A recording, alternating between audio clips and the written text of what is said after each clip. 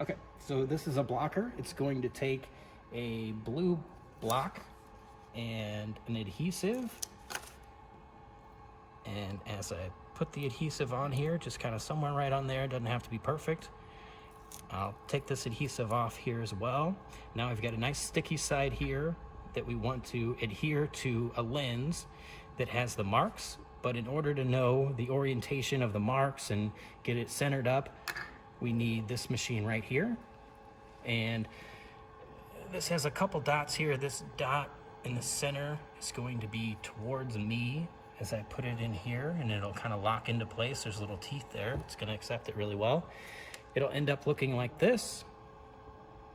And so before we do that, we need to know exactly where it's going to be. So we're going to have to enter a job in, and we're on job 2. And we're actually already on job 2. There we go. And it's going to get that information. It's going to move down to lens type. And then if you go down here, if I push the right button and then go back up here, it automatically puts in single vision, which is perfect. The only other thing we need to add here is the distance PD. And so let's say it's 63. We'll go 6, 3, and then you got to put that 0 in order to make it 63.0.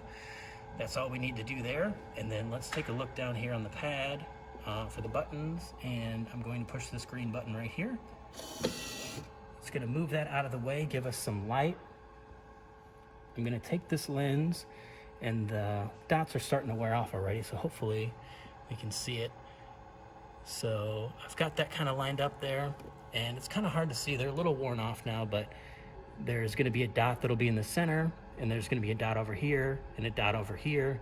And as you kind of twist it, I don't know if you can see that dot or not, but we're going to get it right in the middle of these two lines. One of the dots here in the center, and then one dot in between those two.